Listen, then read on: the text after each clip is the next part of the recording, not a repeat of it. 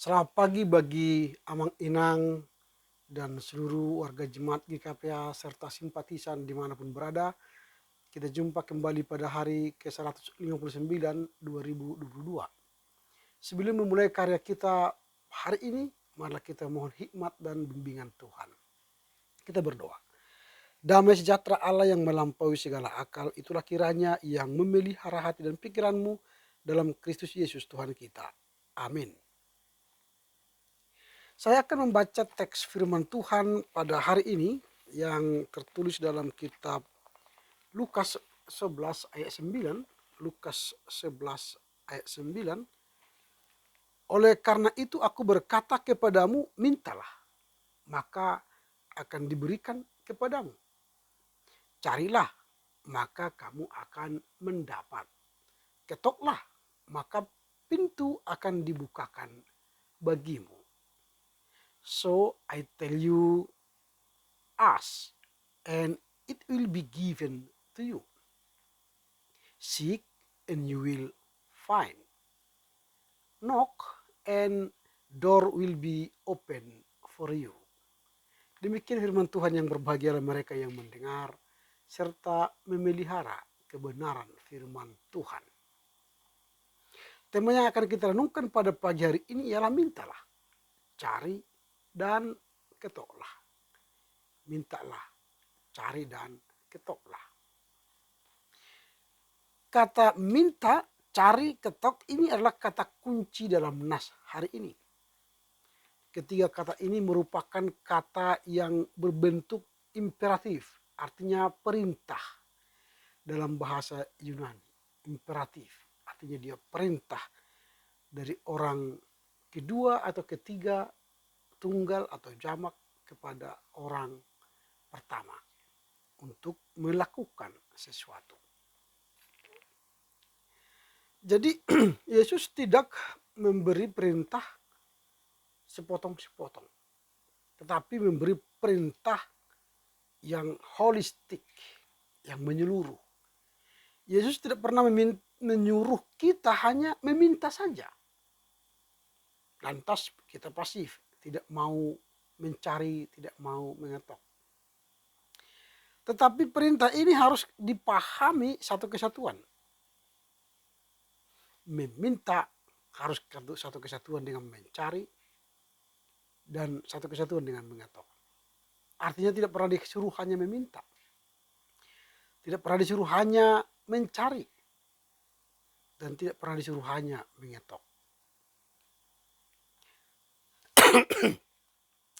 Artinya ketiga kata ini harus dikerjakan satu paket. Saat kita meminta, maka kita harus mencari. Saat kita mencari, harus mengetok. Supaya dibukakan, supaya ditemukan, supaya diberikan. Nah, pertanyaan kita sekarang ialah, apa makna dari ketiga kata ini dalam kehidupan kita sehari-hari? Nah, pertama, minta maka akan diberikan. Minta maka akan diberikan. Yang dimaksud dengan minta maka akan diberi adalah Tuhan akan memberikan apa saja yang kita minta. Tuhan akan memberikan apa saja yang kita minta. Ingat, asalkan permintaan kita itu sesuai dengan kehendak Tuhan. Permintaan yang sesuai dengan kehendak Tuhan, itulah yang dikabulkan. Itulah yang diberikan. Jadi tidak asal meminta. Berarti kita meminta harus selaras, sesuai dengan kehendak Tuhan, bukan dengan kehendak kita. Kuncinya ialah apa yang kita minta selaras, sesuai dengan kehendak Tuhan. Yesus sendiri telah memberikan teladan tentang hal itu. Yesus tidak pernah meminta lalu memaksa Tuhan menuruti kehendaknya. Tetapi Yesus meminta dan tetap tunduk pada kehendak Tuhan. Contoh Yesus menunjukkan bahwa dia tunduk pada kehendak Tuhan. Nanti boleh kita baca dalam Matius 26 ayat 39. Dikatakan begini. Maka ia maju sedikit, artinya Yesus maju sedikit. Lalu sujud dan berdoa, katanya. Ya Bapa, jikalau sekiranya mungkin, biarlah cawan ini lalu daripadaku. Tetapi janganlah seperti yang ku kehendaki, melainkan seperti yang engkau kehendaki. Jadi berarti Yesus tidak pernah memaksa kehendaknya, permohonannya tetap diselaraskan dengan kehendak Allah. Di dalam doanya Tuhan Yesus tidak memaksa Bapa untuk mengabulkan kehendaknya. Itu yang pertama. Jadi kalau dikatakan mintalah maka akan diberi, betul Tuhan akan memberi. Dengan catatan ingat, harus selaras sesuai dengan kehendak Tuhan.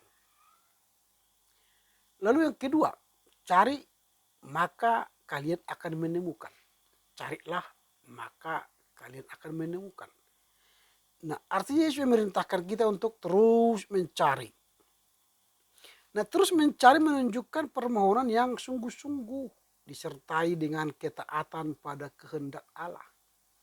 Mencari dengan sungguh-sungguh dan taat pada kehendak Allah. Tuhan berkata begini, tetapi carilah dahulu kerajaan Allah dan kebenarannya. Carilah dahulu, berarti ada kesungguhan mencari kerajaan Allah yang utama. Maka semuanya itu, nah ini kata semuanya itu akan ditambahkan kepadamu. Jadi ada usaha yang terus menerus mencari, maka semuanya itu. Mencari apa? Yang utama, apalagi prioritaskan kerajaan Allah. Jadi kalau kita sudah mencari kerajaan Allah sebagai prioritas utama, maka Tuhan akan menambahkan semuanya. Tetapi sering manusia mencari yang semuanya dulu. Tidak mencari yang utama. Dia mencari yang semuanya. Yang tambahan tadi. Maka manusia tidak mendapatkan yang prioritas utama. Boleh saja kita kaya. Boleh saja kita memiliki jabatan. Boleh saja kita punya kuasa. Tetapi ingat, itu tidak berguna bagi kehidupan yang kekal. Itu bisa kita nikmati di dunia fana ini, tetapi setelah kita mati tidak akan terbawa ke surga. Karena yang kita bawa ke surga ialah kerajaan Allah. Itu yang utama. Carilah kerajaan Allah dan kebenarannya. Maka selama kita di dunia, orang percaya tidak akan kekurangan. Karena Tuhan akan memberikan semuanya. Arti semuanya adalah kebutuhan duniawi. Tapi sekali lagi yang paling utama yang dicari ialah tentu kerajaan Allah. Itu yang kedua. Jadi kalau dikatakan cari, maka kalian akan menemukan. Yang kita cari itu apa? Yang utama ingat kerajaan Allah. Maka kita akan menemukan. Menemukan berarti menambahkan. Tuhan akan menambahkan semuanya bagi kita. Nah ketiga, ketuklah maka akan dibukakan. Ketuklah maka akan dibukakan. Nah ketika kita terus mengetok, tok, terus mengetok, itu artinya kita menunjukkan adanya ketekunan dan terus menerus dalam menghampiri Allah. Sekalipun ia tidak menjawab dengan segera. Artinya begini, kita mungkin sudah sering beribadah, sering berdoa, sering membaca kitab suci. Tetapi Tuhan tidak menjawab tampaknya doa-doa permohonan kita. Itu tidak apa-apa. Itu ibarat kita sedang mengetuk pintu. Tapi ingat, orang yang taat, yang serius mengetuk pintu, Tuhan pasti seturut waktunya akan membuka pintu bagi kita. pertanyaannya, pintu mana yang akan dibuka Tuhan kepada kita? Bukan pintu rumah, bukan pintu mobil, bukan pintu pintu hotel, bukan. Tapi yang dibuka oleh Tuhan kepada kita ialah pintu surga. Jadi kalau kita berusaha terus-menerus beribadah, baca kitab suci, berdoa, memohon kepada Tuhan, belum terbuka, nanti Tuhan akan buka pintu surga bagimu. Pintu surga bagi kita. Nah, siapakah pintu surga itu? Nah, ini mungkin pertanyaan kita. Siapa yang akan membuka pintu surga bagi kita? Dan siapakah pintu itu? Yesus pernah berkata, akulah pintu. Barang siapa masuk melalui aku, ia akan selamat dan ia akan masuk keluar dan menemukan padang rumput. Itu Yohanes 10 ayat 9. Berarti akulah pintu, berarti Yesus pintu. Lalu ketika kita ketok pintu itu, kita mengetok pintu hati Yesus, kita menjumpai terus-menerus menyembah Yesus, maka Yesus akan buka pintu sorga bagi kita. Pintu kehidupan yang kekal bagi kita. Pintu adalah Yesus. Dalam tabernakel, pintu yang pertama disebut pintu gerbang yang artinya percaya, beriman. Jadi pintu tabernakel itu ialah pintu gerbang yang isinya ialah percaya dan beriman. Dan pintu merupakan suatu tempat peralihan. Ya, pintu merupakan sebuah tempat peralihan dari kerajaan dunia menuju kerajaan surga. Ini yang penting. Jadi kita sudah memahami dalam kehidupan kita sehari-hari apa itu yang disebut dengan minta, maka akan diberikan, cari maka akan kalian menemukan, ketuk maka akan dibukakan. Jadi ingat, jangan menjadi orang Kristen tetapi berada di luar pintu. Mengaku orang Kristen tetapi tidak berada pada pintu, tetapi dia berada di luar pintu. Artinya mendengar firman setiap hari, setiap minggu, tetapi tidak mau mengetok pintu. Tidak mau beralih dari dunia yang fana ini menuju surga. Tidak percaya pada firman. Jadi kita pastikan diri kita adalah orang yang berada di dekat pintu dan di pintu itu. Dan siap mengetok pintu supaya Tuhan membuka pintu keselamatan bagi kita. Pintu kesuksesan bagi kita. Pintu kerajaan sorga, kehidupan yang kekal bagi kita. Tetapi jika kita berada di luar pintu dan tidak mengetok pintu, maka entah seberapa apapun lamanya kita di dunia ini, kita tidak akan mendapatkan pintu yang dibukakan. Tetapi pintu akan dibuka jika kita mengetok. Artinya kita percaya kepada pintu itu. Kita beriman kepada pintu itu. Maka pintu itu akan terbuka untuk kita. Lalu kita masuk kepada surga kekekalan. Karena itu janganlah berhenti melakukan ketiga hal yang diperintahkan Tuhan Yesus. Minta, cari, dan mengetok. Sebab Tuhan akan berkenan memberikan kita kesempatan untuk menerima, menemukan, dan terbuka pintu keselamatan bagi kita. Amin. Tuhan Yesus memberkati. Kita berdoa.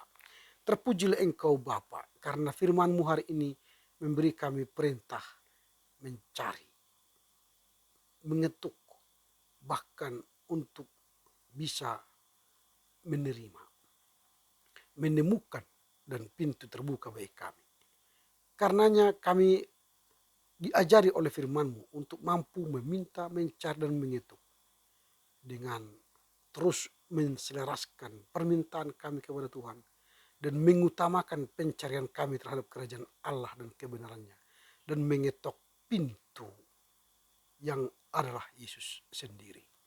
Karena dengan iman dan percaya, tatkala kami meminta, mencari, mengetok, maka Engkau akan menerima, menemukan, dan membuka pintu bagi kami menuju kehidupan yang kekal. Terpujilah Engkau Bapa kini sepanjang masa. Amin. Selamat berkarya untuk Tuhan. Terus menjaga prokes, memakai masker, jaga jarak, dan sering cuci tangan. Horas, horas, horas.